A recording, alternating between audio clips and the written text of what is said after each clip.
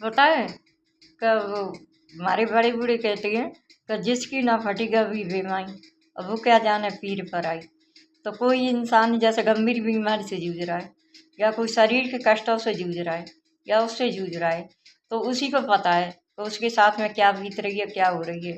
क्योंकि दुनिया सो रही है रात को, और वो रात को पूरी रात को उसे पता है वो उसकी रात कैसे निकली है, कैसे क्या है, वो कौन से कष्ट में जूझ रहा है और कैसा संघर्ष कर रहा है अपने जीवन का और क्या कर रहा है।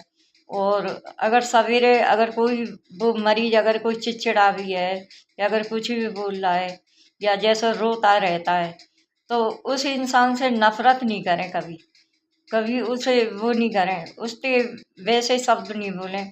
तो और उसको एक तो वो बीमार और दूसरे ऐसे शब्द उसको चिप जाए। क्योंकि कहते हैं ना खुशी में आदमी को बुरी नहीं लगती है, और जो कोई आदमी कष्ट में जूझ रहा है उसमें जूझ रहा है, अगर उस इंसान से अगर कोई ऐसे शब्द बोल देता था ना, तो वो नहीं बोलता है, उसकी आत्मा रोती है, बोलता है, करता है। तो बहुत से इंसान कहते हैं इस पे तो पूरे दिन रोने का सिवा कोई काम नहीं है। रोता रहता है, चिड़चिड़ी रहती है, करती रहती है, मतलब।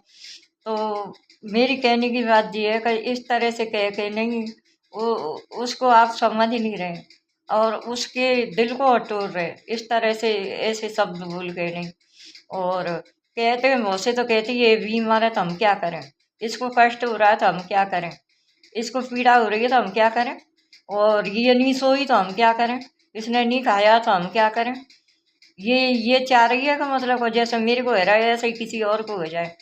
तो उस इंसान को ये नहीं पता है कि जिस इंसान से आप इस तरह से बोल रहे हो ना, तो उनको कितनी ठेस पहुंच रही है। क्योंकि वो अपनी गंभीर बीमारी से इतना नहीं मर रहा है तिल तिल, और ऐसे शब्द अगर किसी के घर वाले बोलते हैं ना, तो वो जीते जी और मर जाता है वो।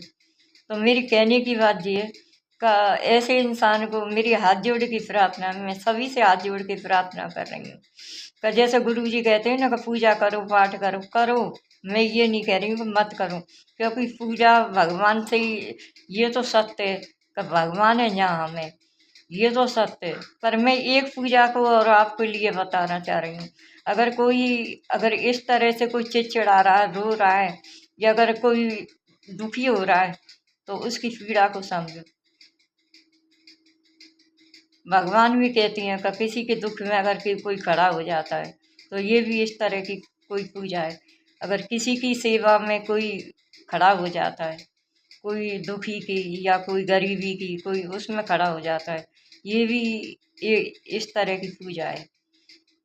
ये भी यूँ समझो कि आपने पूजा से भी बढ़ के काम कर लिए, ना कि उससे नफरत करें। क्योंकि अगर इस तरह से अगर कोई बोलता है ना, तो बीमारी आदमी अपनी बीमारी को भूल के नहीं, और ऐसे शब्द से जीते जी मर जाता है। तो मेरी हाथ जोड़े की प्रार्थना है, अगर कोई गंभीर बीमारी से जूझ रहा है, अगर कोई कष्ट से जूझ रहा है, अगर कोई उससे बोल रहा है, अगर आप पे कुछ करना नहीं आ रहा है, उसके लिए कुछ नहीं कर सकते हो, तो इस तरह से भी मत बोलना। तो उस उनकी आत्मा आपके प्रति और रोने लग जाए। ये कैसी लगी इसे कमेंट में बताना, प्लीज़ प्लीज़ इसे कमेंट में बताना।